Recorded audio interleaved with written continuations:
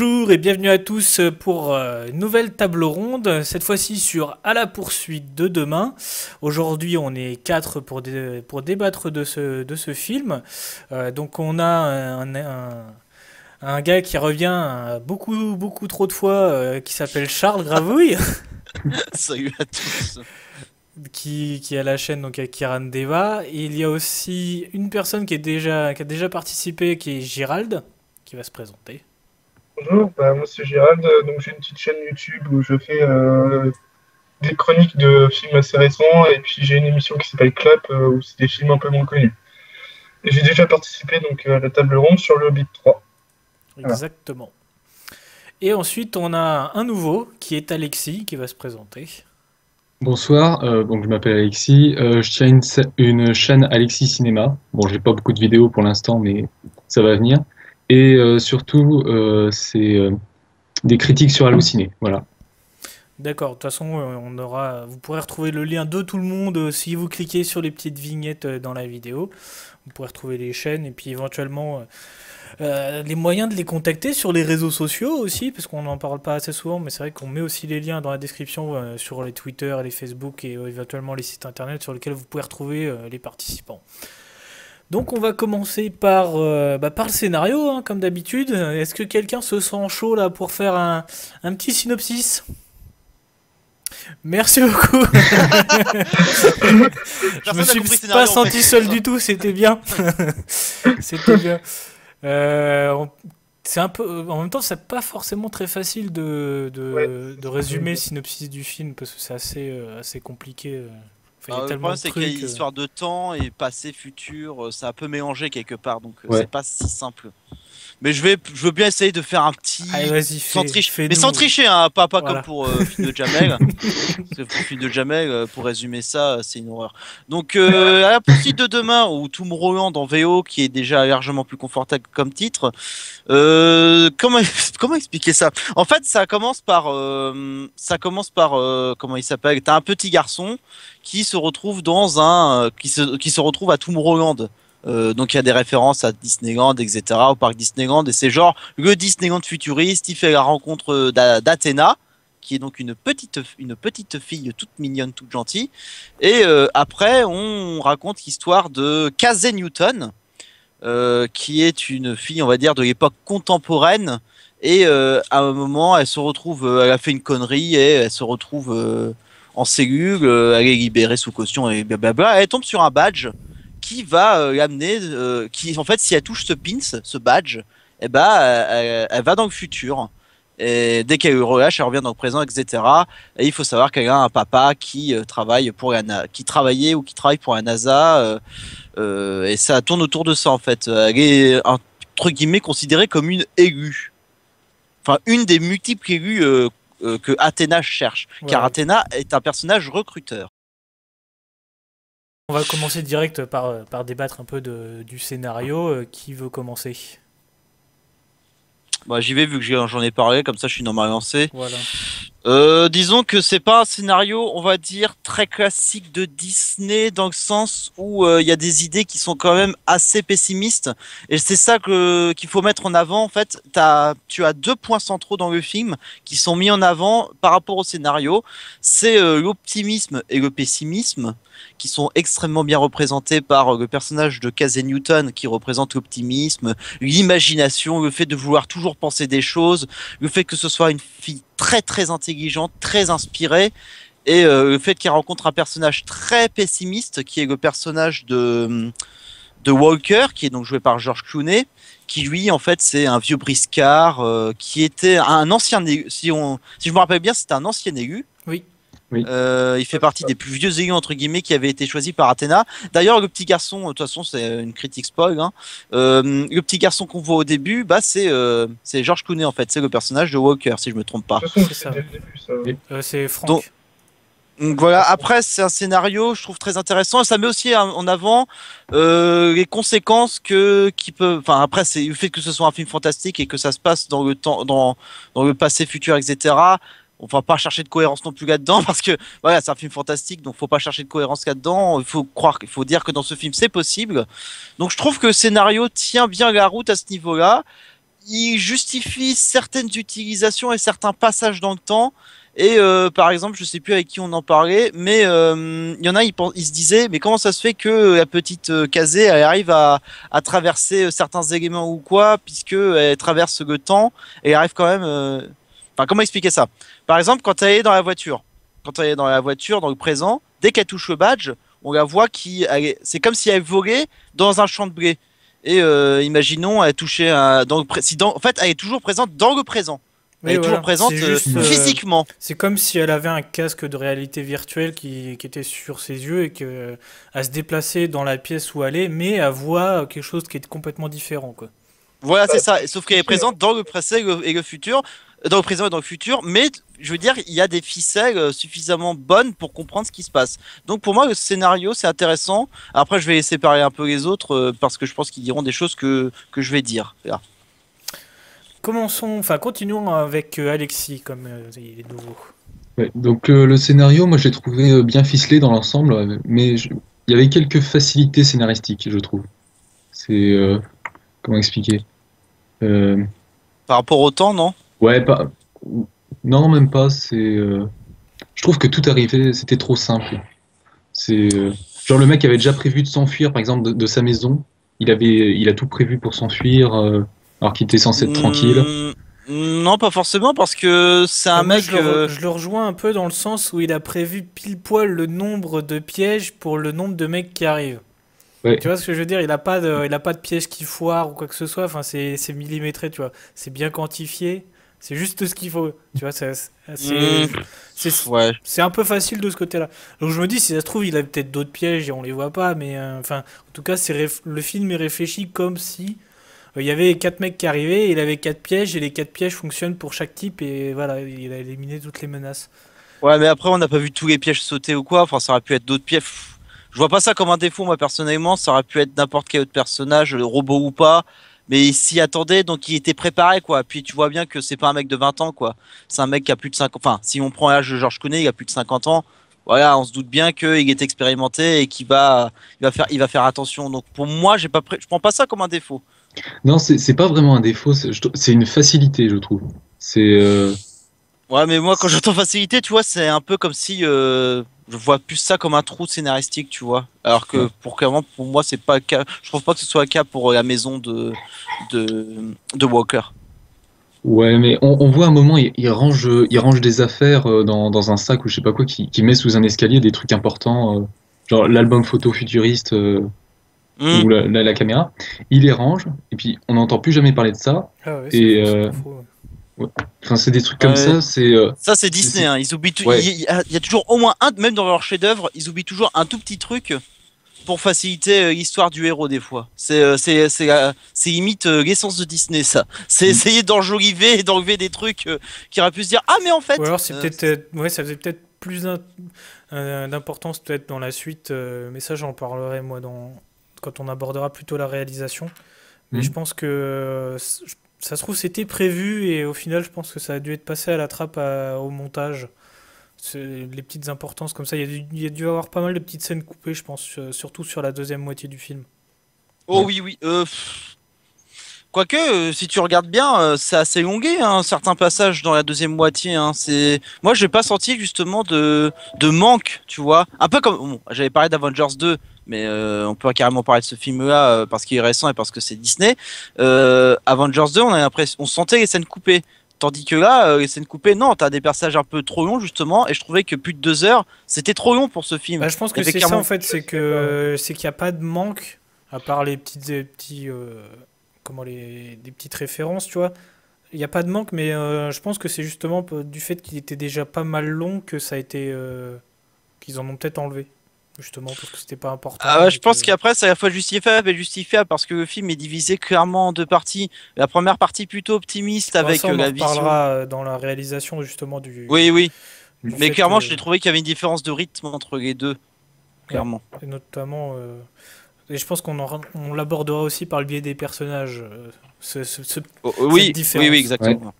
Vas-y Alexis, du coup continue. Non, juste pour. Je trouvais que le début était quand même assez difficile à démarrer. Je sais pas si c'est au niveau du montage ou au niveau du scénario, je sais pas. Mais Je trouve pour que moi, ça va vite, non? là, la première heure était très lente. Mais alors très lente. Tu trouves? Ah, moi, je Ah trouvais oui. que c'était l'inverse, moi. Bah non, je trouve que ça saccadé justement. T'as comment il s'appelle? Quand t'as un gamin qui fuit de Ugori, enfin je me rappelle plus comment il s'appelle le personnage, excusez-moi. Celui qui est joué par Ugori, David. David Mix. Dr House, qui non mais oui, clairement. Moi j'ai pas trop. Non, je trouve que c'était plutôt saccadé justement. Quand tu vois justement, il arrive dans le parc, c'est coloré, tout est rapide. Même quand il traverse le temps, t'as plein de passages comme ça. La présentation des personnages, de l'héroïne. Non, je trouvais que justement, non, j'ai pas senti. Non, je trouvais que c'était plutôt rapide justement. Je dirais plutôt la deuxième partie justement. Ah bon. Bah c'est personnel. Après, Après, c'est ouais, une question de chacun, ressenti, pas, ouais. ouais, chacun son ressenti sur le film, quoi. Sinon, T'en penses quoi, Gilragd? ouais. Bon, bah, moi, alors, niveau l'univers est super intéressant et tout. Après, niveau scénario, alors le message, j'adore le message, mais j'ai pas trouvé ça si original que ça au final. C'est assez classique. Bon, c'est parce que c'est Disney aussi, je pense. Oh là, oui. Euh, et après, alors moi, j'ai un problème au niveau du rythme, surtout. Alors, comme Alexis, au début, j'ai trouvé ça plutôt long, bizarrement, et pareil pour la deuxième partie. Donc, je me suis assez. J'ai trouvé ça très très long, en fait, comme film. C'est pas que ça m'a déplu, mais c'est juste que j'ai trouvé ça super long. En fait, quand on réfléchit bien, je pense qu'on peut comprendre la longueur aussi dans la première partie.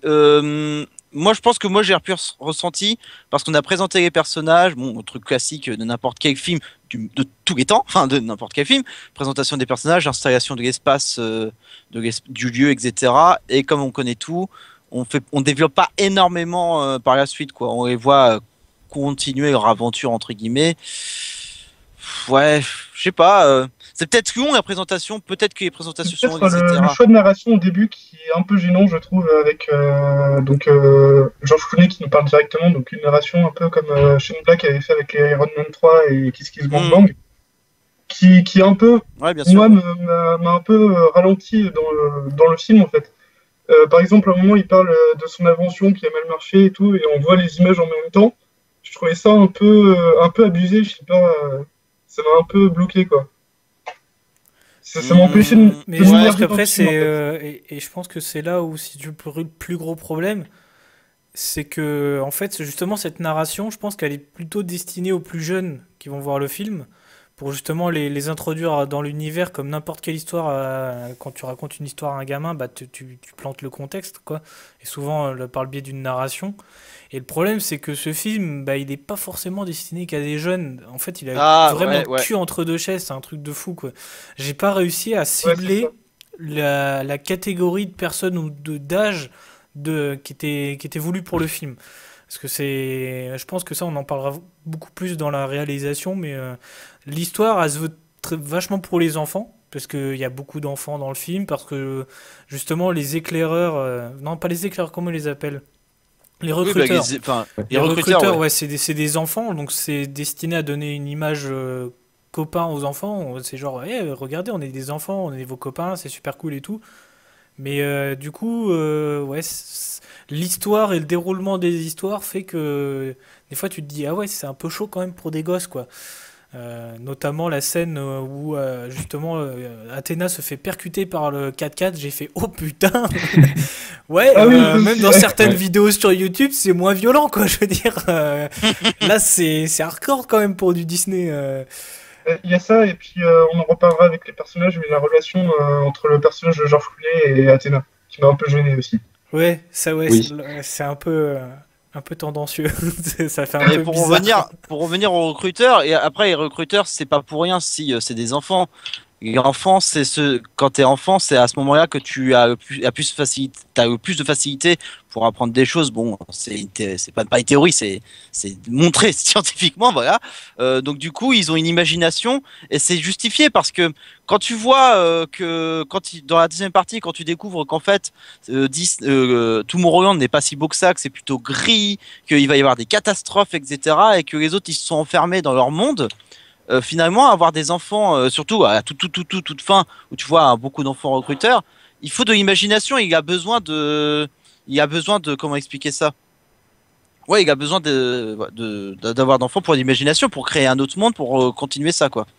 Oui, mais je pense que les enfants, c'est aussi pour apporter un message du genre l'avenir est dans vos mains ou des choses comme ça. Hmm. C'est les enfants, c'est destiné aux enfants de cette manière-là. C'est l'avenir, c'est vous qui le ferez. Hmm. Après, par contre, il y a quelque chose que j'avais noté parce que j'en ai parlé il y a pas longtemps, c'est les références littéraires par rapport à 1984. À un moment, quand tu la vois en classe, Kazé, là, où il parle, en fait, le monde plus tard, vous allez voir, il va y avoir des catastrophes, blablabla. C'est le côté pessimiste du film, qui est pas uniquement représenté par le personnage de Walker, mais aussi par les professeurs, et ceux qui enseignent. Il y a toujours l'autre, mais arrêtez d'être pessimiste, tout ça. Il y a quelque chose qui m'a entre guillemets gêné et pas gêné, c'est-à-dire que tu parles de 1984 à un enfant, comme disait Nicolas, je suis pas sûr qu'il comprenne tout de suite. 1984, c'est pas genre de lecture abordable par tout le monde. C'est quand même assez complexe. Ça parle de théorie. Alors même si le bouquin date, c'est encore d'actualité aujourd'hui. Voilà. Et le fait que Disney parle de 1984, c'est quand même assez ironique, je trouve. Ouais, mais pour moi, c'est un film qui s'adresse aux enfants, mais qui parle aux adultes.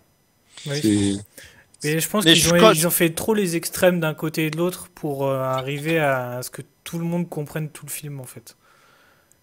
Je pense qu'ils ont été un peu trop trash côté action pour des tout petits enfants et peut-être trop enfantin justement pour des plus grandes personnes.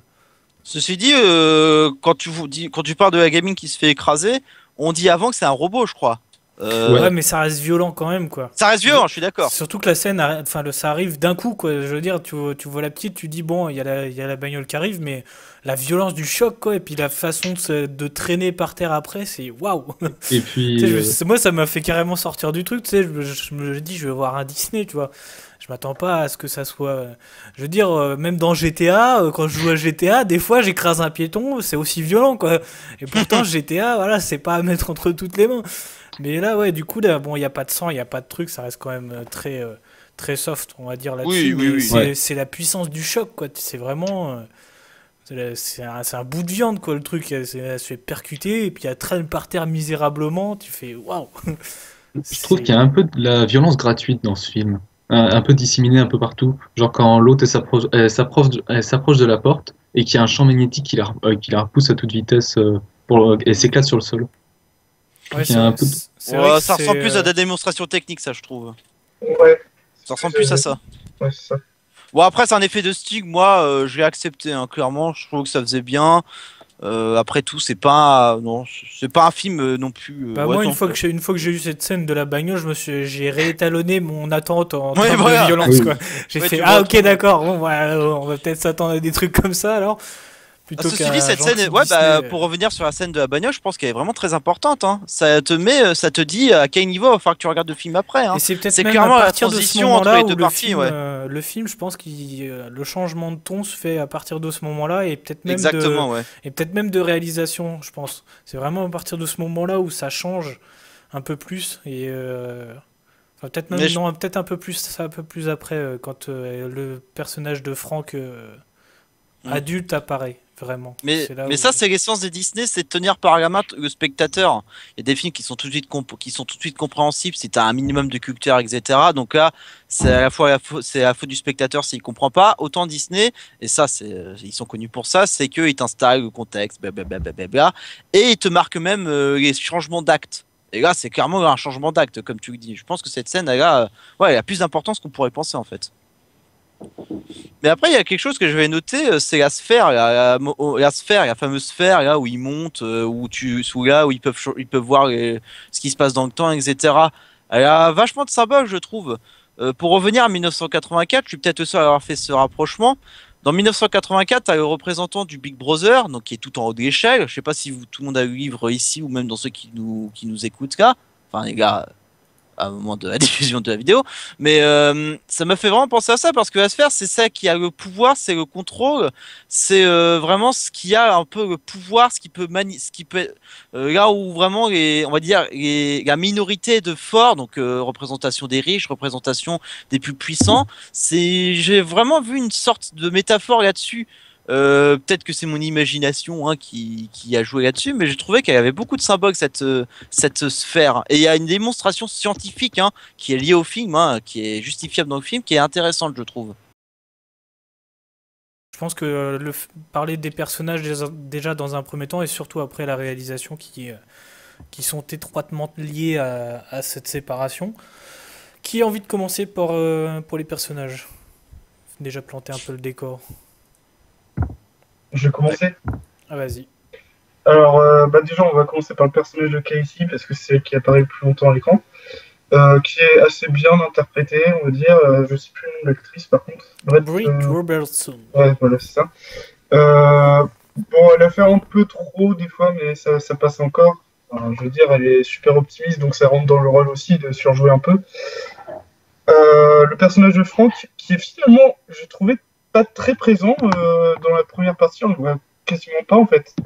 On le voit surtout dans la deuxième partie, et qui est... Alors, Georges Clooney est quelqu'un d'assez académique quand même. Donc Oui. ça dépend vraiment de par qui il est dirigé. Et là, Exact, ouais. Et là, j'ai trouvé que il jouait correctement, mais sans plus, quoi. Oui, c'est J'ai pas vraiment du l'impression grand qu'il se donnait George pas à Clooney, fond, quoi. Ouais, il est pas transcendé, ça c'est sûr. Hein. Ouais. Mais après, je pense que c'est justifié aussi pour George Clooney parce que c'est un personnage pessimiste, mais surtout qui fait très attention et qui est un peu sur le recul à chaque fois. Alors quand il doit partir de sa maison, bon bah là il va, hein, il fait le truc à fond là dans les gestes. Par contre, au niveau des émotions, disons qu'il il est assez fermé, tu vois, mais c'est justifié. Je pense que George Clooney n'a pas été choisi par hasard. Bon, déjà, c'est une big star, donc c'est une des raisons pour lesquelles il a été choisi, hein, faut pas se le cacher. Mais c'est surtout parce que c'est pas un acteur qui joue les émotions comme un fou, quoi. Alors, je te parle pas d'un Fabrice Lucchini qui, lui, est toujours comme ça et qui surjoue à mort. Mais, enfin, je te prends cet exemple, je sais pas pourquoi. Mais tu vois, par exemple, George Clooney, je trouvais qu'il collait parfaitement au rôle, donc c'était. Non, il était très bien, je trouve, ouais. Et Ouais, il a après, fait le taf. ouais, c'est ce que je dis, c'est correct. Après, il y a Hugh Laurie qu'on voit pas assez à mon goût, qui du coup, enfin, bon, on peut spoiler de toute façon. En Oui. gros, c'est le méchant, et qui du coup, je trouve qu'il est pas assez mis en avant, et je sais pas trop comment juger ce personnage en fait finalement. Enfin, je sais Moi, pas. je Il a pense pas que c'était besoin pas d'être la mis en meilleure avant. idée, c'était pas le meilleur acteur pour ce genre de rôle Oui, en tant que enfin, méchant en fait. je sais pas si c'est dû à l'acteur ou au scénario, mais Les deux. Ouais. Les En deux fait, parce il que. il est bien dans la première partie où on le voit en tant que recruteur. Parce que il a la gueule qui est. Enfin, de toute façon, il est connu pour son rôle de Dr. House où il est assez antipathique. Et je trouve que ça colle bien au personnage du recruteur du début. Mais après, en tant que grand chef de nation, alors je sais pas trop ce qu'il est exactement dans la deuxième partie, où là, il est vraiment méchant, entre guillemets. Là, ça Ouais. colle moins, en fait. C'est pas le genre bah, de je rôle trouve qui que lui c'est colle bien. surtout qu'on personnage pour vraiment te donner un vrai avis sur le personnage et sur l'interprétation. Mais Puis après, ouais, mais le personnage, je pense que il y a du positif et du négatif, que ce soit pour l'écriture du personnage ou l'acteur en lui-même. Il est clair que dans la première partie, il fait bien le rogue, hein, donc ça marche parfaitement. Dans la deuxième partie, il a une plutôt bonne écriture puisqu'il fait un sacré monologue. Et je trouve que c'est ça ça pourrait revenir au scénario parce que c'est assez ironique. T'as Disney qui dit oh là là les catastrophes, l'homme a fait ci, l'homme a fait ça, l'homme est hypocrite, blablabla. Alors que Disney c'est quand même les rois de la culture et c'est quand même les rois du divertissement. Donc il y a quand même beaucoup de gamins qui sont influencés par ça. Bon, Disney ça reste du divertissement. Attention, hein, c'est pas Monsanto non plus qui te plante des trucs au j'aime tout ça. Faut pas déconner. Mais j'étais un petit peu gêné parce que je me dis Disney parle quand même d'influence, de choses de manipulation, de catastrophes, tout ça, de la part de la plus grosse entreprise de divertissement américaine. Je savais pas quoi penser parce que quand le monologue est fait, c'est comme si c'était pas les États-Unis, c'est comme si tout le monde était concerné. Alors que c'est quand même principalement les États-Unis qui sont concernés par ces problèmes écologiques, tout ça. C'est ça qui m'a un peu gêné, tu vois. C'est Ouais. cette déformation de la réalité. Alors pour un gamin, et c'est ça qui me gêne, c'est que du coup, si le public est de toute façon visé pour un gamin, le gamin il va croire que tout le monde est concerné. Ce qui est c'est là où c'est là où vient le problème de la culture et de la compréhension réellement du monde par rapport à l'écologie et l'environnement. Voilà, on revient à le cul entre deux chaises. Du coup, on s'adressait à des gamins ou pas? Et bon, Disney ne dira jamais que c'est à cause des États-Unis. Et là, c'est un peu une déformation, c'est ce qui pour moi baisse carrément dans la qualité de scénario. Et de toute façon, ils feront jamais aussi entre guillemets pire contre les États-Unis de toute façon. Ouais. Ouais. Et pour revenir sur le méchant, je le trouve pas si méchant que ça. C'est Bah, il sa a- méchanceté En est fait, justifiée, je pense. Ouais. c'est le méchant entre guillemets classique où en fait il a un plan mais son plan est tout moisi quoi. ouais. Et C'est en fait c'est ce qui manque c'est la justification de pourquoi il veut continuer son plan alors qu'on lui prouve qu'il est pourri en fait. oui, Tu vois, il dit ouais mais on le fait quand même. Mais pourquoi? T'es un humain comme les autres, y a personne dans ta ville pourrie. Pourquoi tu continues à faire ton plan? Si tu détruis tout le monde sur Terre, il y aura plus personne qui va venir dans ta ville pourrie. Tu seras tout seul avec tes 5 soldats là et tu vas faire chier quoi. Mais pourquoi t'as envie de continuer ton plan? Tu vois, Ouais. pour moi, j'ai Euh, pas compris ça. Tu vois. Si, Ouais, il quand le explique. maître d'humour. Non mais si, il explique. Ouais, c'est un peu ça, mais je pense que ouais, ça, il y a un peu de ça, mais il explique justement. Ah mais vous faites du mal à la Terre, tout ça, on veut pas de gens comme vous. Alors c'est un peu gros, tu vois, c'est sûr. Ouais, mais c'est Euh, con parce que tu vois, il dit ça. Mais en même temps, à Tomorrowland, il y a quoi? Il y a 10-15 pecnos à tout péter. Tout le monde est parti, tu vois. C'est Ah mais c'est complètement ça, con. ouais, c'est un peu bizarre. Ouais, ouais, c'est vrai qu'à dessus, du coup, c'est un peu trop Parce qu'il n'y a gros. plus de en effet. recruteurs, il n'y a plus personne qui se charge de ramener des gens à Tomorrowland. Et du coup, bah, pourquoi il a envie de garder Tomorrowland tout seul? C'est complètement con en fait. Hmm. Il le C'est sauve de dommage parce quoi? que De ouais. rien en fait, finalement. Et Parce c'est que... dommage parce que l'idée elle était super intéressante. Hein. C'est juste que tu te dis pourquoi ils se sont arrêtés là. Pourquoi? C'est une écriture de personnage qui du coup on empathie largement sur le scénario. Du et coup, je crois c'est en vraiment plus que dommage. les gardes, c'est des robots, je crois en plus. Ah oui, ça doit être Bah oui, les oui. robots Ah qui bah sont oui. envoyés. Oui, en plus, il est tout seul. Hein. Ouais, donc en gros, ouais, c'est un des rares humains en fait, quasiment que seul. C'est ça qui est assez un. Ouais, il essaye de se prendre pour une sorte de dieu, mais c'est un peu dommage. Franchement, ça baisse vraiment, ouais. Dommage. Ouais. Je suis bien d'accord. En fait, c'est l'intrigue quand elle est révélée qui fait plonger le film en fait. On C'est en revient dommage un parce peu que sur tu le vois, en fait, scénario, mais quand le méchant annonce son plan, quand on lui prouve que ah, ça ne marche pas, et lui il révèle son plan, et en fait là tu te dis, mais en fait c'est tout pourri quoi.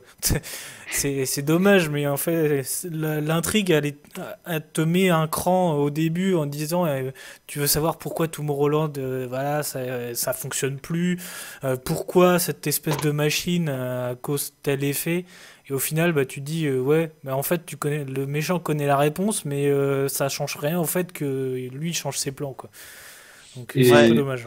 et nous, on connaît le début, puisqu'on sait qu'ils sont à Tomorrowland et qu'ils commencent à nous parler, George Clooney et la fille.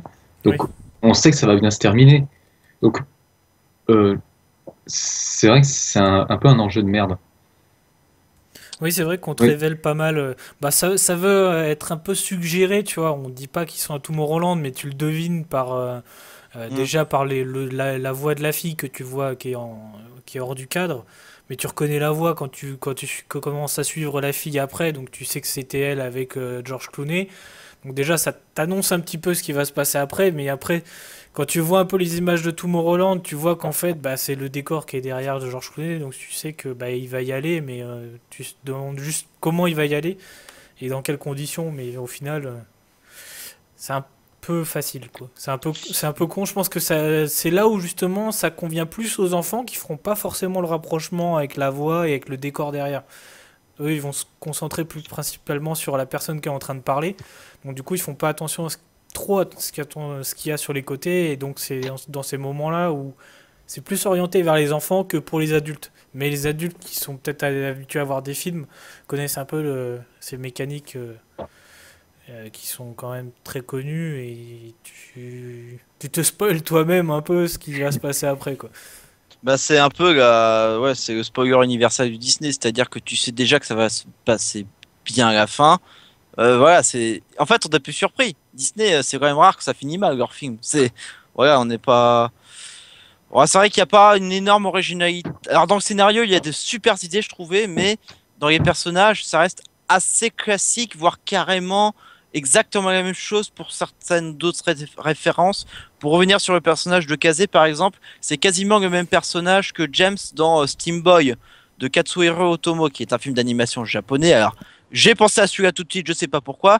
Pour ceux qui connaissent pas Steam Boy, c'est un film justement où bon, là c'est un garçon qui est dans un monde justement futuriste, blablabla, et qui découvre des inventions, comme dans le film d'ailleurs où t'as Kazé, où il y a des références à Gustave Eiffel et Thomas Edison, etc.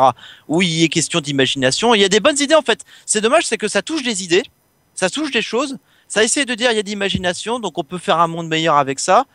Et ça exploite pas tant que ça. C'est surtout la réalisation et le visuel qui accentuent tout ça, sans que ça en soit si profond que ça. Pour revenir justement au personnage, par exemple, du méchant que joue Gorille, qui n'approfondit pas forcément et qui n'explique pas forcément pourquoi il fait ça et qui n'est pas si réfléchi que ça. Mais ça dû à cause de l'écriture du personnage. Et même sur Tomorrowland, on n'y passe pas tant que ça. Ouais, on nous le présente pas tellement. Hein. C'est assez vite bâclé. Non. Ouais. Ouais, on est plus souvent à l'extérieur quand même que de Tomorrowland. Enfin, c'est plus un chemin vers Tomorrowland. Parce Là, que qu'est-ce que... La poursuite de demain, en fait. Bah en fait ouais c'est ça, limite le type français il est pas si con hein, quand il Ouais, quand c'est il ce que pense je en voulais fait. faire.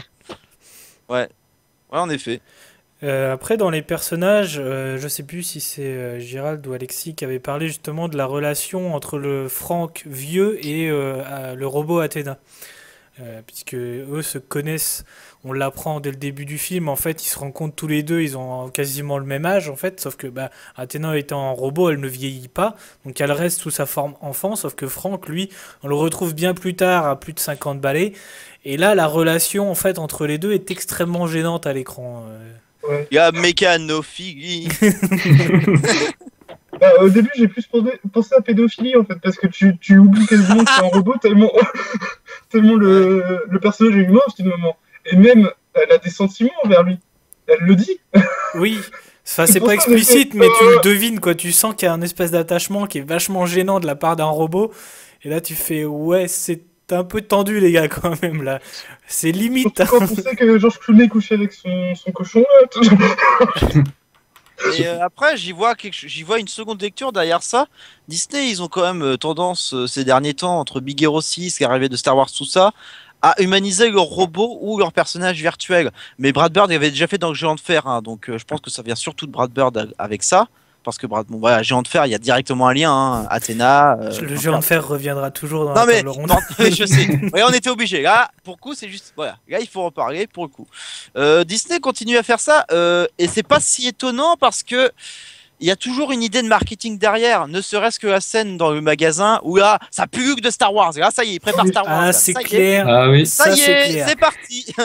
Bon, il y a aussi la planète des singes, hein, donc bon, faut pas, il y a pas que Star Wars. Mais bon, Star les Wars, c'est premiers clairement trucs qui te présenté. viennent à l'esprit, et même moi, de toute façon, quand je vois les trucs basés sur l'espace, même pas forcément dans un Disney, mais je m'attends toujours à avoir une petite référence à Star Wars, mais dès qu'elle rentre dans le magasin, bah là, c'est le festival. Là, on Avec t'en la met à musique toutes et les tout, ouais. sauces. Ah oui, là, c'est gros, là. Donc du coup, Disney, je sens une sorte de marketing, ne serait-ce que pour le futur Star Wars, mais aussi pour leur jouer. Aussi parce que, quelque part, les personnages, à chaque sortie de film comme ça, regarde, Baymax, je suis sûr, ça a été vendu, c'est en vente dans les parcs Disney, dans les magasins Disney, ça va être pareil pour Athéna, ça va être pareil pour certains personnages, certains goodies, etc.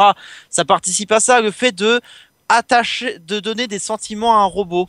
Voilà, bon, Athéna, ça ressemble à c'est une humaine, hein. Voilà, c'est clairement une humaine. Donc, Mais il y a d'ailleurs, toujours une l'actrice stratégie derrière. a bien été choisie, hein, parce que Oh oui, oui. tu n'oublies pas son visage. C'est Ouais. clair. Elle te paraît super sympathique dès le début, même quand t'as fait la moue ou elle fait un peu la gueule. On la reconnaît direct, quoi. C'est un visage que je pourrais pas oublier et je pense que le casteur là-dessus, enfin, ou les casteurs ont bien fait leur taf, en tout cas, ça c'est clair. Bah, ça, c'est Disney. Disney, c'est quand même rare qu'ils se plantent quand ils choisissent des gamins. Mais C'est même pas vrai. celle qui joue Kazé, la Britt Robertson, je trouve que peut-être par moment elle en fait peut-être un petit peu trop, mais elle a cette espèce de comportement qu'on pourrait tous avoir vis-à-vis de ça, c'est-à-dire mais elle se demande mais qu'est-ce qui se passe quoi.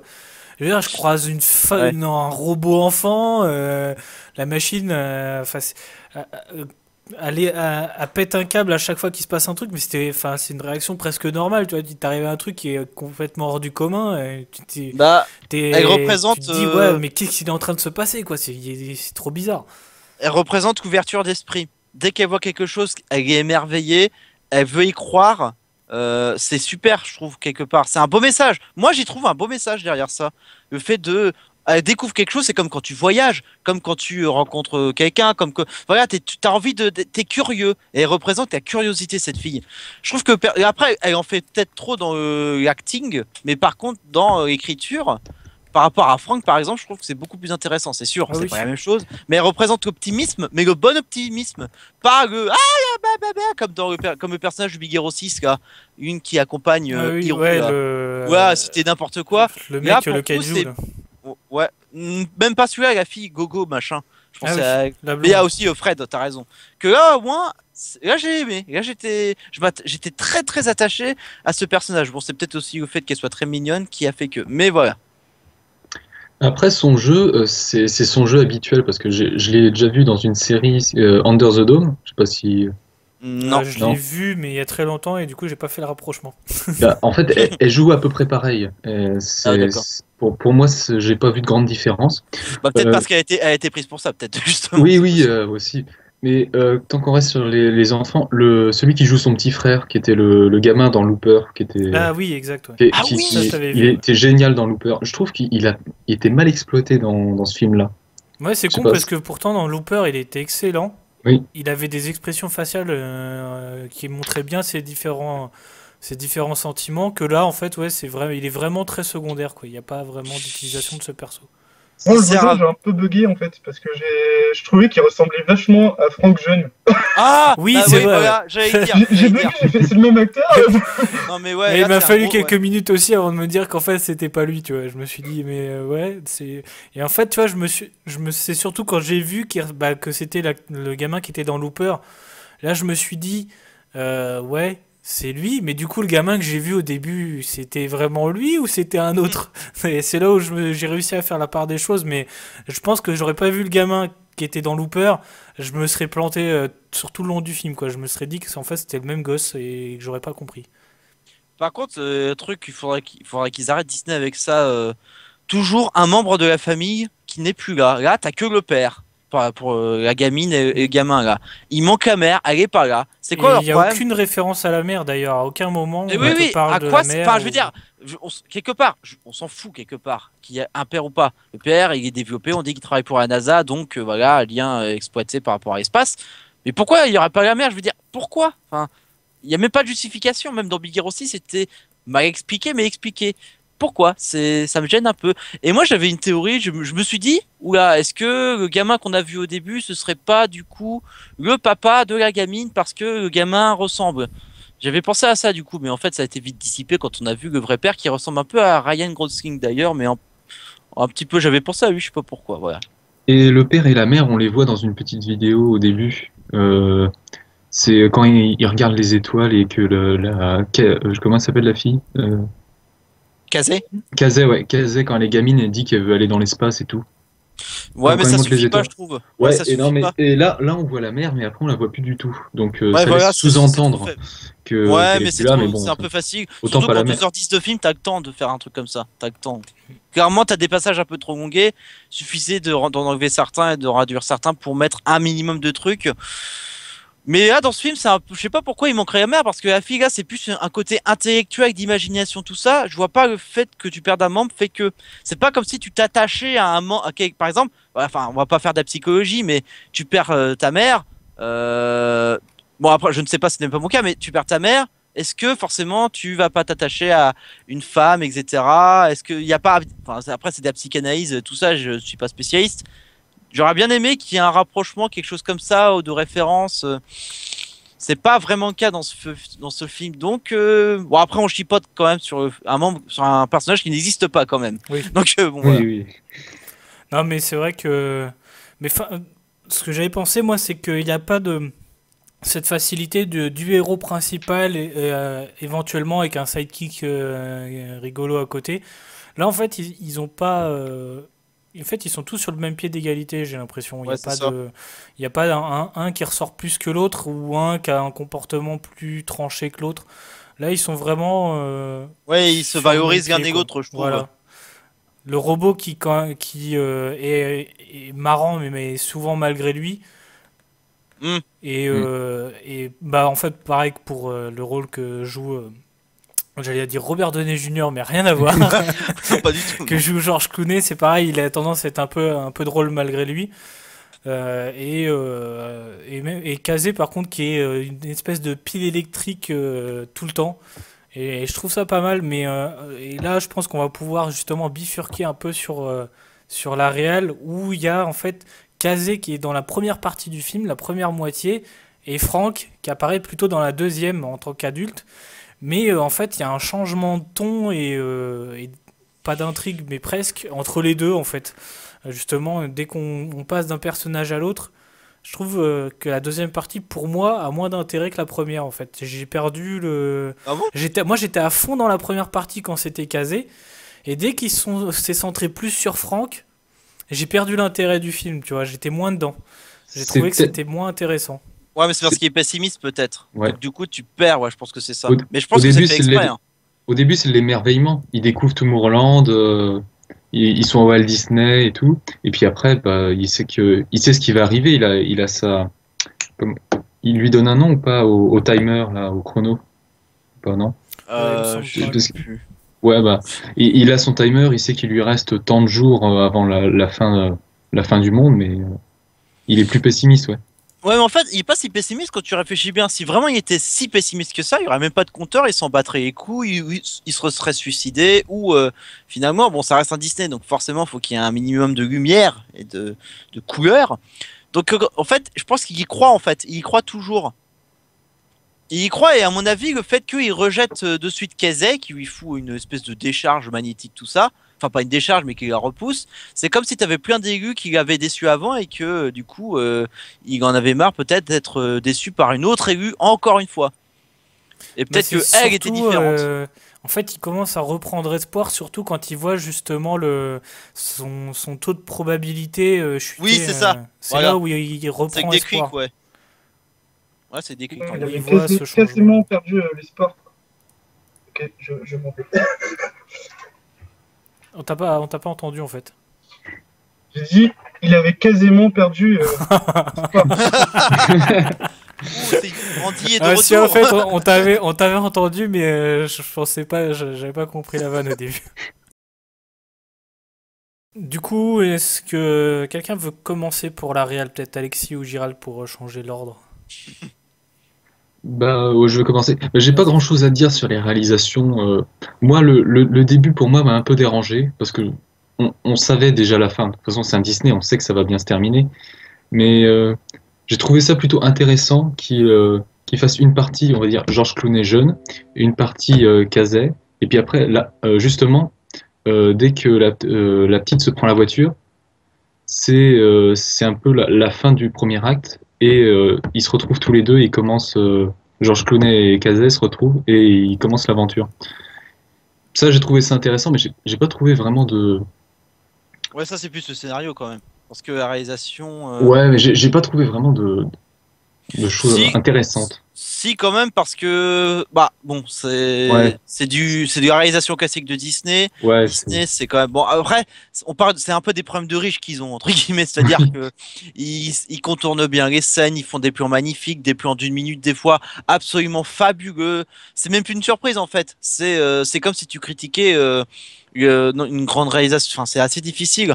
C'est juste que la réalisation est assez marquée par ce fameux accident où clairement la réalisation du début c'était jovial, c'était des bah, on peut pas parler de travelling parce que c'est du fond bleu, mais c'est plutôt un déplacement de caméra assez fabuleux où tu vois le contournement du paysage, c'est assez fantastique. Quant à la deuxième, ça c'est pour la première partie. Quant à la deuxième partie, c'est plus académique, c'est plus posé, c'est plus lent, sauf dans les moments d'action. C'est plus posé sur les comportements des personnages, c'est plus intimiste. Ce qui fait que la réalisation attention, la réalisation est maîtrisée. Il n'y a pas de grands défauts dans la réalisation. Non, il n'y a pas vraiment de défaut. Pour un film Disney live, Disney s'en sort magistralement, même si je trouve que ça ne dépasse pas encore John Carter, qui pour moi est un pic de réalisation par rapport à ce qu'ils ont fait. Donc dans la Après, réalisation, j'ai pas grand les chose deux à. réalisateurs de John Carter et de celui-là sont des réalisateurs de Pixar, il faut le préciser, donc ils Ouais. connaissent un Oui, peu la maison, quoi. oui, bien sûr. Bah même Brad Bird, quand tu regardes Mission Impossible, bah tu ressens un peu ça, c'est-à-dire il est capable de contourner des grandes scènes d'action. Il sait très bien fixer ses personnages, il sait bien gérer ses plans. Donc il y a très peu de défauts dans la réalisation de Brad Bird. C'est un réalisateur très efficace. Il y a quand même un plan qui m'a assez impressionné, c'est quand Casey découvre Tomorrowland. Je sais pas si t'as remarqué, mais La tout a été première fois fait via le en pins ou quand Ali retourne après? via le pins. Le D'accord. pins. Ouais. Tout le plan est en plan séquence. Hmm. Enfin, numérique, j'imagine, du coup, parce que c'est Ah bah oui, bien c'est sûr. un peu la Ouais. mode. Ouais, c'est Mais pas bon, vraiment un plan. Ouais, c'est et, un plan. On va dire un plan. Ouais. oui, on a un plan. Et c'est là que tu vois vraiment qu'il y a un truc, quoi, parce que t'as vraiment l'impression de découvrir le monde en même temps qu'elle, finalement. Alors que tu l'as déjà vu avant avec le personnage de Franck. Bah c'est un peu immersif quand même, non? C'est bien foutu Oui, oui, là-dessus, hein. non, c'est vraiment bien foutu, quoi. Bah, Et ce que je ouais. trouve, c'est pas mal de l'avoir montré, pas, enfin qu'elle soit pas directement dans la ville, mais qu'elle soit justement dans cette espèce de champ à l'écart qui te dit c'est quoi cette ville au bout, ça c'est, t'as envie d'aller voir, même si tu sais que enfin, de toi-même t'iras jamais. Mais justement, le fait de le voir au loin comme ça, j'ai trouvé ça intéressant. Ça donne un petit côté mystérieux à cette ville sans que tu saches vraiment encore ce qui s'y passe dedans, quoi. mais quand il pense, c'est un spot de pub, le badge. Le badge, c'est Bah, de Oui, toute un. oui, façon, c'est ça, ouais. Ouais. il le C'est ce dit qu'il de toute dit. façon même dans le. Enfin, C'est pour ça, tout à Franck qui l'heure, le dit d'ailleurs. Ouais. ouais, tout à l'heure, je crois que c'est Nico qui disait que c'était la réalité augmentée, c'est exactement ça. C'est une pub en réalité augmentée. Tu mets ton Mhm. casque sur les yeux, puis tu te balades comme un con dans la pièce, tu te manges des murs, sauf que bah toi tu vois autre chose, quoi. C'est un peu ça. Donc c'est pour ça que tout ce qui a été dit sur le physique est totalement valable au final. Non, mais il y en a qui ont trouvé des défauts, par exemple, ils disaient ouais, mais si elle va dans le futur, elle va pas pouvoir savoir où aller dans le présent pendant ce temps. Sauf que non, quand elle est dans le commissariat, enfin oui, dans le commissariat, et bah quand dans le présent elle se touche un mur, elle se cogne, donc elle Mhm. s'arrête, elle fait lâcher le pins, donc c'est justifié. Peut-être que des fois elle touche pas, mais comme on montre pas tout, tu sais, c'est pas comme si on faisait un sprint avec le présent et le futur, hein. Faut arrêter un peu. Au bout d'un moment, ton film il avance pas si tu fais ça, hein. Mais je dis ça parce qu'il y a beaucoup de gens qui ont trouvé ce défaut. En final, c'est pas un défaut qui est visible, donc on peut pas juger quelque chose qu'on ne voit pas. Je crois que C'est même pas une question de hors-champ en fait. beaucoup, C'est pas une question de hors-champ, c'est une question qu'on ne voit pas ce qui se passe dans le présent. Et surtout qu'à un moment, t'as le badge qui est entre guillemets en fin de vie. Et on la voit qui est dans une marée, dans un marais. On voit bien qu'elle est dans un espace, où il y a rien quoi en fait. Donc elle peut pas se cogner. Voilà. Non, mais c'est surtout qu'il y en a qui parlaient du métro aussi, comme quoi elle devrait avancer en même temps, mais en fait non, elle devrait rester au même endroit, parce qu'elle bouge pas techniquement. Mais en Mm. même temps, de toute façon, une fois qu'elle est retournée à Tomorrowland, elle s'est déplacée physiquement dans ce monde-là qui existe ailleurs, dans une autre réalité. Alors ça, j'ai pas trop compris si c'est dans l'espace ou si c'est dans une autre réalité ou si c'est dans un monde parallèle. Enfin, c'est Bah, pour moi, j'ai pas. c'est juste une pub, tu vois, c'est comme si elle était dans une vidéo interactive, quoi. Bah au début oui avec le pins, mais après une fois qu'ils prennent le vaisseau parce qu'en Ah fait oui, ils vont après. dans l'espace, mais ils reviennent sur Terre. Mais apparemment ça serait dans un monde parallèle où je sais pas trop quoi. Enfin j'ai pas compris ce Alors, passage là où ils prennent. Enfin déjà ils se téléportent à Paris dans la Tour Eiffel. Une fois qu'ils sont dans la Tour Eiffel ils prennent un vaisseau, ils vont dans l'espace, mais ils reviennent sur Terre. J'ai pas bien compris le truc en fait. Ça, c'est précisé, c'est pour prendre de l'élan qu'ils montent dans l'espace. Mm. Pour aller à Tomorrowland, ils prennent de l'élan, parce que c'est censé être le. Je crois que c'est comment on dit, l'entrée de secours, entre guillemets, que Jules Verne aurait pu prendre, par exemple, pour aller à Tomorrowland. oui, c'est ça. Ouais. Bah, il explique quand ils sont dans la Tour Eiffel. Ouais. Ouais. Non, c'est D'ailleurs, justifié. Ouais. d'ailleurs, je trouve qu'il y a un peu un faux raccord, c'est censé être abandonné, entre guillemets, mais le truc, c'est nickel, hein, c'est tout propre. Euh, Ah. quand ils, ouais. Non, vas-y, Alexis. Non, euh, par exemple, ouais, non, après, c'est Disney, c'est facilité de scénario, c'est ça, par exemple, c'est le tourne-disque qui est là, c'est un musée exactement à cet endroit-là, bon, après, il faut accepter, mais Oui, c'est vrai que ouais. Ouais, Du c'est coup, chronique. c'est pile à cet endroit-là et ils arrivent pile dans la bonne salle où, comme de par hasard, il y a le tourne-disque pour mettre le disque de... Mince, comment il appelle ça? Je le sais, Mais enfin, le truc qu'il met dessus et tout, enfin, ouais, c'est un petit peu facile. comment Walker, il le sait pas déjà? Enfin, il le sait pas ou Athéna? Enfin, un des deux le sait normalement. C'est pour ça qu'ils vont là d'ailleurs. Bah, Pour on moi, a c'est l'impression qu'ils l'ont déjà pris en fait. bah oui, donc, Oui, non, mais Ah, moi Tina je l'a vois sûrement pas de déjà pris, ça facilité. m'étonnerait pas. Non, je vois pas de non, je trouve que c'est on comprend un minimum pourquoi ils vont là quoi. Après le fait que tu vois la tour Eiffel qui s'ouvre, c'est sûr, c'est balade, mais je trouve ça d'ailleurs en revenant sur la réalisation, Ouais, après, c'était audacieux. C'est euh, voilà, c'était très bien trouvé, je trouve. c'est aussi pour montrer un peu les effets spéciaux, hein, il faut pas se cacher, mais bon. Oui, mais aussi, après, le fait qu'ils représentent Jules Verne, Gustave Eiffel, Edison, des personnes qui ont fait des avancées technologiques, techniques, qui ont eu une énorme influence sur notre société. Bon, je pense surtout à Thomas Edison pour ce qui est de l'électricité, par exemple, et littéraire pour ce qui est de Jules Verne, qui influence encore des cinéastes aujourd'hui. Je trouve que c'était très très très bien trouvé. Surtout que Disney ne s'est jamais caché. Walter Disney de son vivant ne s'est jamais caché qu'il y a eu des influences de Jules Verne. C'est pas pour rien Voilà. qu'il y a une attraction Nautilus à Disneyland. Bah il y a Ouais. oui déjà t'as raison. Et puis même le Space Mountain, c'est une inspiration du Voyage dans la Lune qui a été inspiré par Jules Verne. Et puis 20 milieux sous les mers, ils avaient fait un film aussi, je crois, Disney. ouais, ils avaient. Il y a C'était très longtemps. avec. Alors là, je sais plus. C'est- C'est c'est- vraiment. Ah, c'est possible. Mais ouais donc après bah réalisation, si on revient aussi sur les effets spéciaux, moi je trouve que c'est comme les réalisations. Je trouve pas qu'il y a, par contre, c'est là où il y a entre guillemets une moyenne qui n'est pas dépassée, c'est-à-dire que effets spéciaux réalisation, il n'y a pas de prise de risque non plus. Faut pas, enfin, je veux dire, il n'y a pas de truc audacieux ou de plan, quelque chose qui aurait pu. Disney reste Non, c'est dans ouais, sa ligne de mire, quoi. c'est facile, quoi. Ouais. Et pour revenir rapidement sur les effets spéciaux, je trouve que c'est une bonne idée qu'ils l'aient pas fait en 3D. Parce qu'ils auraient pu justifier C'est vrai que Tomorrowland, ça c'est le, aurait pu fu- se prêter à la c'est 3D. c'est le futur. C'est le futur, par exemple, quand il y a le gamin qui est en jetpack, ils auraient pu faire un plan 3D. Mais Hmm. comme la plupart du film se passe bah, à notre époque, je trouve que c'est une bonne idée qu'ils l'aient pas fait en 3D. Bah, je vais rebondir sur ce que tu as dit justement, qui se trouve à notre époque. Et en fait, c'est là où, encore une fois, le film a le cul entre deux chaises. Mm. C'est que pour moi, en fait, il te montre des trucs pour lesquels j'aurais été émerveillé il y a 15 ans, en fait. Tu vois? Hmm. Je Ouais, pense c'est que ça. ce film, il est sorti beaucoup trop tard. C'est des trucs, genre par exemple, pour une fois, Disney se montre vraiment en tant que Disney dans ce film-là, par rapport au fait qu'on te montre It's a Small World, l'attraction justement, une des plus Hmm. connues de Disney, une des plus anciennes aussi. Et justement, le point de départ, c'est justement cette attraction-là qui est quand même, quand t'es vieux et quand t'es même comme moi un grand gamin, qui est extrêmement chiante, hein, faut pas se le cacher.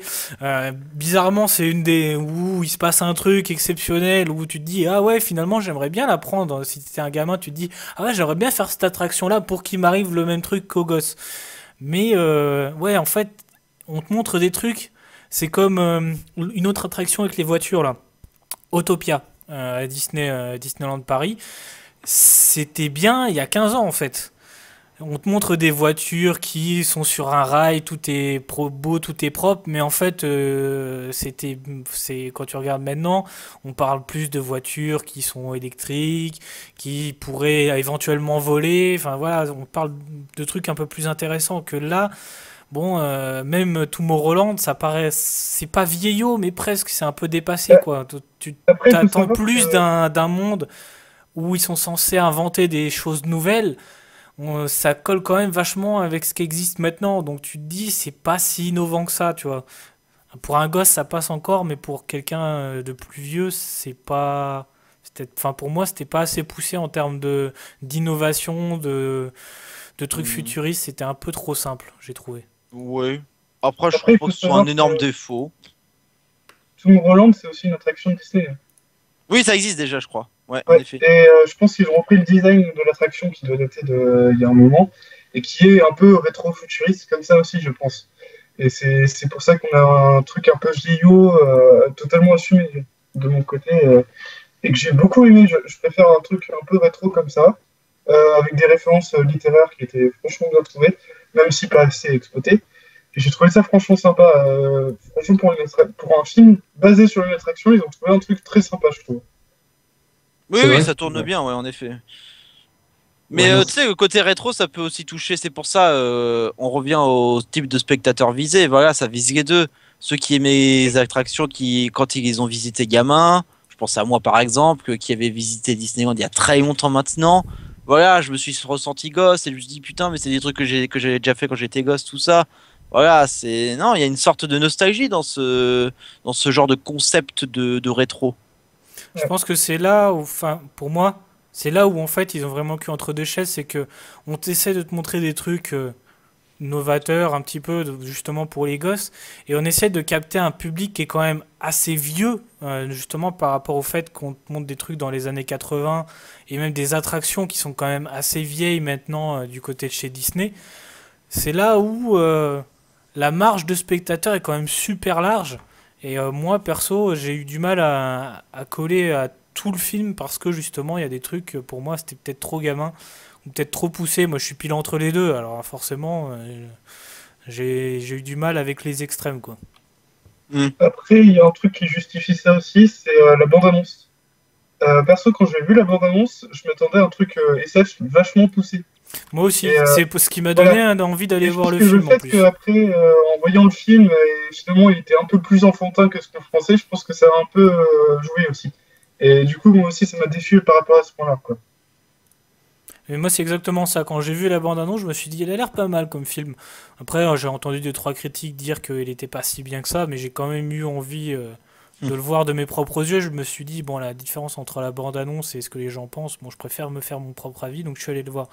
Mais c'est vrai que du coup, j'étais un petit peu déçu par rapport à ce que promettait la bande-annonce. Je n'ai pas vu la bonne annonce, donc je ne sais pas. Bah, l'envoyer du steak, quoi. C'était à base d'action et tout. Ce que j'ai retrouvé en fait dans la première partie et moins dans la deuxième, quoi. Mais là, j'ai l'impression que là, c'est plus général sur le film. Le placement du film dans le calendrier des sorties, clairement, il sort peu de temps après Avengers 2, longtemps après Big Hero 6. Qu'est-ce qu'il Pas va y longtemps après avoir? Mad Max, surtout. Ouais, ouais, bon, Mad Max. il y a Vice Versa qui sort dans 2 semaines, je crois. Ouais, ouais, et vice versa. Ouais, C'est comme si le film a été planté là parce qu'il je sais pas trop. C'est l'effet John Carter. C'est l'effet. T'as plusieurs films comme ça Disney où Disney a tellement de production qu'ils peuvent se permettre de vendre entre guillemets mal certaines. C'est assez étonnant que ce soit le cas pour la poursuite de demain. Peut-être parce que c'est le film le plus pessimiste qu'ils aient sorti qui sortiront cette année. Même s'il y a George Clooney, pourtant c'est un acteur qui fait vendre, faut pas se le cacher. Eh ben c'est pour moi le film est placé là, comme ça. En ce moment on a bon Mad Max ne fait pas. Après j'ai pas regardé les, films, les chiffres de Mad Max, donc je ne pourrais pas dire pour Mad Max. Mais par rapport à Avengers 2 par exemple, bon évidemment il se prend une tannée pas possible, ce qui est normal. Avengers 2 est vendu et a été fait pour être vendu comme ça. À la poursuite de demain, un côté plus intellectuel qui est pas assez exploité, je crois. Et c'est un peu dommage parce qu'il mérite le coup quand même d'être vu, je pense clairement. Bah, à mon avis, c'est les parents pensent que pour leur enfant, ce sera trop évolué, et les adultes, au contraire, Oui, c'est ça, exactement. Bah, ça revient à ce que diront dit c'est trop Nico, ouais. enfantin pour. ouais, c'est ça. Ouais, c'est ce que disait Nico, c'est ce que dit Ouais. Nico, c'est ce que tu dis Nico. En fait, c'est exactement ça. Cul entre deux chaises, on sait pas exactement où on se place. C'est un bien et un mal, je trouve. Après, c'est Après, assez moi, je suis allé difficile. le voir avec un pote euh, qui va pas forcément très souvent au cinéma, donc il fait pas du tout de critique, il fait pas de trucs comme ça. Il va au cinéma peut-être, allez, si déjà une fois dans le mois il y va, c'est déjà pas mal. Donc il choisit extrêmement les films qu'il va voir. Bon là, il y avait pas grand-chose en ce moment, donc par défaut on s'est rabattu sur ça. Parce que moi j'avais déjà vu Mad Max, donc lui il est allé le voir après. Mais du coup on s'est rabattu sur ce film-là. Et en fait, finalement, même sans avoir trop partagé nos avis, il était du même avis que moi, c'est-à-dire que bah, il avait bien aimé, mais sans plus. Voilà, c'était. Hmm. Il savait pas trop expliquer pourquoi, justement, il se retrouvait un peu comme ça, à avoir aimé sans trop savoir pourquoi et ce qui n'allait pas forcément bien dans le film. Je pense qu'en fait, il a eu à peu près le même avis que moi, c'est-à-dire que bah, il était il était dans cette large gamme de public visé et que bah forcément quand plus le public est large, plus on essaie de faire des choses qui correspondent pas aux extrêmes des gens. Et du coup, je pense qu'il était un peu sorti du film à cause de ça. Il y a peut-être certaines choses dedans qui plaisaient pas à son âme d'enfant ou qui plaisaient pas à son côté adulte. Et du coup, bah il y a des moments où tu sors du film et ce qui te fait peut-être pas forcément aimer le film à 100%, quoi. Après, ça reste un Disney assez adulte de manière générale quand même, parce que tu prends un Toy Story par exemple, c'est pour les enfants, mais il y a des trucs que les adultes comprennent totalement. Tu as Wall-E, quoique, Wall-E a peut-être un côté plus adulte quand même. Un côté plus adulte, mais La morale bizarrement est vachement plus adulte en tout cas. vachement plus adulte, mais vachement plus compréhensible. Mais vachement plus compréhensible par tout le monde, étonnamment. C'est ça qui est assez étonnant avec Disney. Après, c'est pas si je me trompe pas, Tomorrowland, ce n'est pas Pixar. Donc, Non, forcément, c'est Disney. Pixar, bizarrement, il y a une quand c'est Pixar, bon là c'est Brad Bird. Donc, Oui, t'as toujours il une a patte. travaillé chez Pixar, par exemple. Il a fait Ratatouille et Les Indestructibles. Ouais. Exactement, et Mission Impossible. Mais tu vois, c'est le film en fait, il est clairement placé comme ça. C'est assez bizarre, on va dire. Mais voilà. Après, je sais pas si on va parler de la musique ou pas, mais voilà, moi je On pense que va pour un pouvoir le faire réal. juste après. C'est surtout la réal qui avait sur les persos et la réal qui était importante par rapport Mm. à cette impression qu'on avait de ce film scindé en deux. Euh, du coup, on va pouvoir passer à la musique justement. Qu'en avez-vous pensé de cette musique? Bah, elle m'a tellement marqué que je m'en souviens plus, donc c'est qu'elle devait être géniale. Non, bah, à mon avis, à ce que je me souvienne, elle fait son taf, mais sans plus. En fait, c'est Michael Giacchino. On parle encore une fois de lui, décidément, à table ronde. Michael Giacchino qui avait fait la musique pour Jupiter Ascending. Et ben là, j'ai eu exactement le même ressenti et j'ai carrément cru que c'était la même musique. Ça accompagne l'action correctement. C'est épique quand c'est épique. Ça, c'est lent quand c'est lent. Tu sens pas la musique qui transcende. Quoique, t'as certaines scènes d'action, tu sens que ça transcende un peu. Mais voilà, elle accompagne bien, mais c'est un peu comme Jupiter Ascending. Tu la retiens pas forcément. Voilà, Giacchino, non, il fait son taf correctement, on va dire. C'est un peu comme la réal et les effets spéciaux. Ça reste de la musique entre guillemets normale, quelque chose qu'on entend d'habitude, mais elle est très bien. Moi, personnellement, je suis un grand fan de Michael Giacchino et j'ai trouvé sa composition plutôt marquante sur le thème principal, du moins. Après, sur les autres scènes, c'est vrai qu'il est moins marquant, mais il reste dans son style un peu rétro, justement, qui va bien avec le film. Mhm. Et c'est pas pour rien qu'on reprend ce compositeur pour des vieux films, comme par exemple Star Trek, enfin des adaptations de nouveaux films, des adaptations de vieux films en nouveau, comme Star Trek, qui était excellent niveau OST. Et le nouveau Jurassic Park, c'est lui aussi qui fait ça. Et Oui. on a eu un extrait qui a été diffusé il n'y a pas longtemps, et franchement, ça vaut le coup de l'écouter. Moi, j'adore vraiment ce qu'il fait. Après, c'est vrai que c'est pas forcément mis en avant dans le film, mais j'ai trouvé ça très sympathique. Après, je l'ai réécouté, donc voilà, ça fait son taf. Mhm. C'est ça. Est-ce que vous avez enfin moi j'ai rien à rajouter parce que pour moi c'est pareil, la musique était là, elle a fait son taf, mais c'est pas au point d'aller acheter l'album de la bande originale du film, quoi. Non, mais quoi, quand tu le réécoutes sur YouTube, t'es content, c'est comme pour Jupiter. Mais Giacchino, c'était déjà encore celui-là comme par hasard, il était sur John Carter. Bizarrement, sur John Carter, ça marchait beaucoup, mais je compare vachement à John Carter. C'est ce que le marketing, l'histoire de adulte, bon là, c'est pas la même fin, mais voilà, Giacchino, c'est un très très bon compositeur, on peut pas se le cacher. Mais clairement, on a l'impression qu'il se repose sur ses lauriers. Et non, c'est correct. Mais attention, la musique est bien, mais c'est correct par rapport à l'idée du film. Regarde. Je crois qu'on est tous d'accord. Je pense qu'on est tous à peu près Ouais. d'accord là-dessus. Bah on va pouvoir partir sur une conclusion alors, vu Bah oui. qu'on est arrivé sur la fin. Ouais. Mais oui, mais c'est oui. bien sûr. C'est sexuel. Pardon. Ok, pourquoi pas. On va s'emballer. J'ai envie de dire honneur au nouveau, Alexis. Donne-nous ta conclusion sur le film ainsi qu'une petite note. D'accord. Alors, bah, dans l'ensemble, il est pas mauvais, mais il est pas marquant non plus. Donc c'est un bon divertissement, mais sans plus pour moi. Donc à lui mettre une note, je lui mettrais un 12,5, un truc comme ça. Ouais, 12,5. Ok, C'est d'accord. Gérald, à toi. Alors, pareil, je dirais que c'est un bon film qui va pas forcément marquer. Un peu dommage parce que, franchement, il y a des qualités. Il a un univers intéressant, un message qui est vachement bien, je trouve.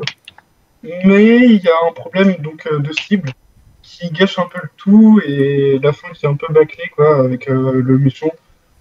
Donc, je mettrais un 12. Dakodak. Charles.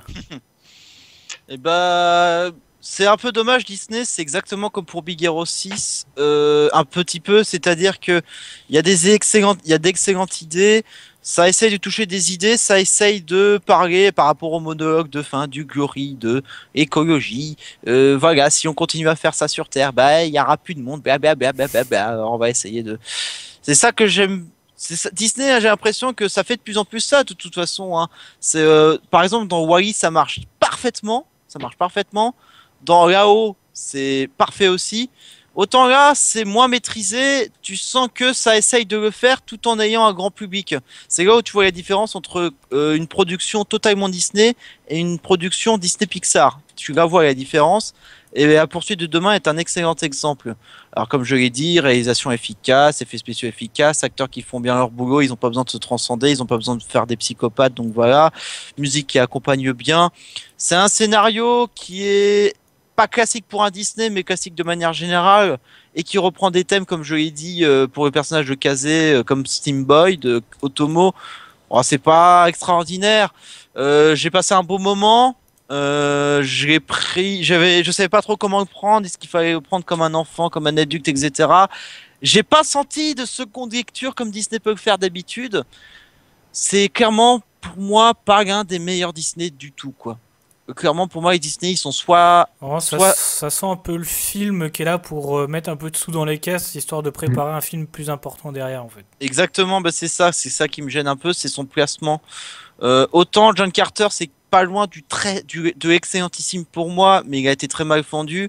Autant celui-là a été mis là parce que Disney savait que ce n'était pas une grosse qualité.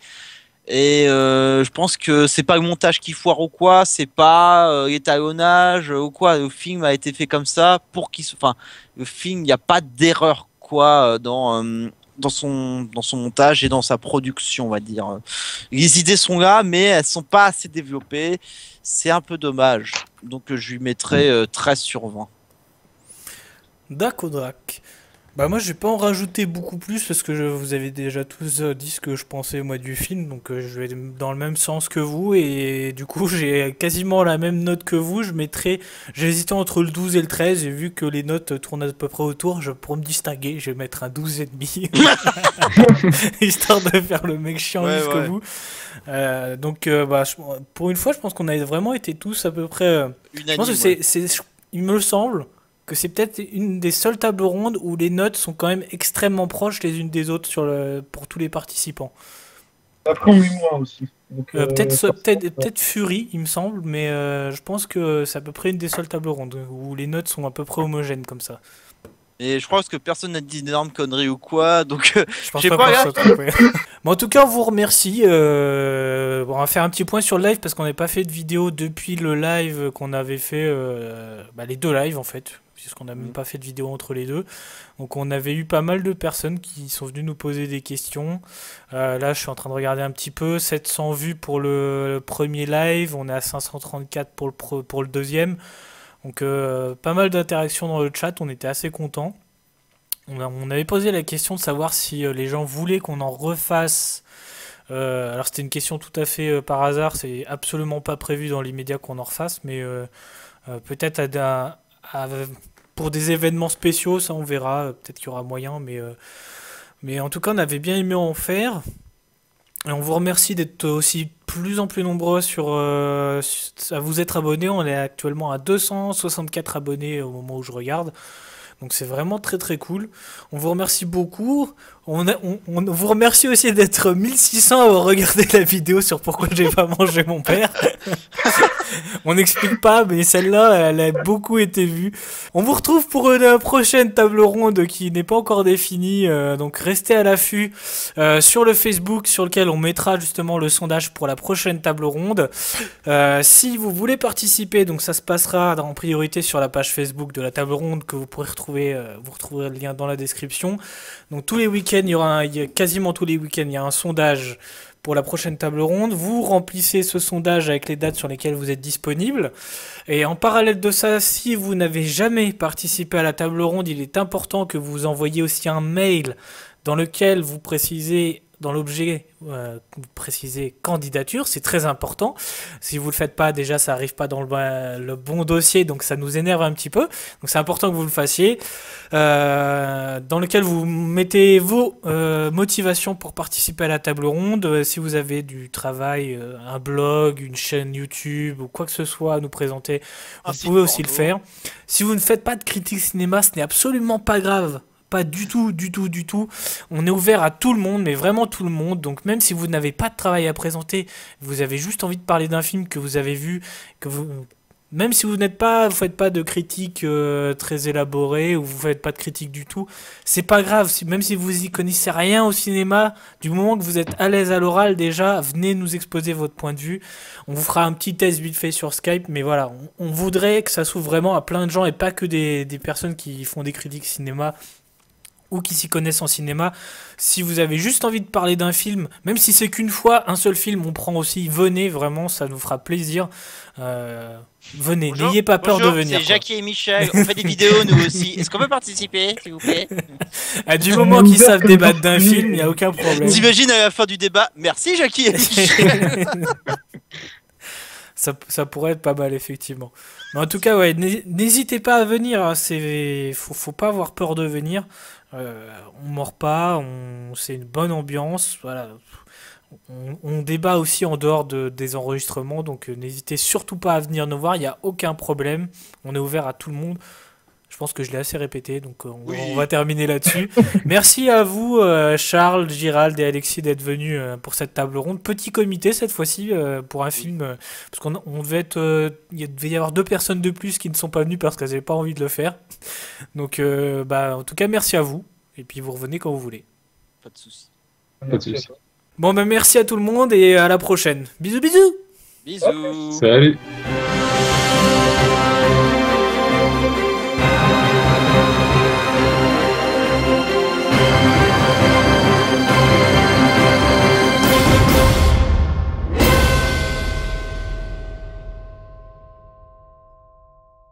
N'oubliez pas, je reviendrai.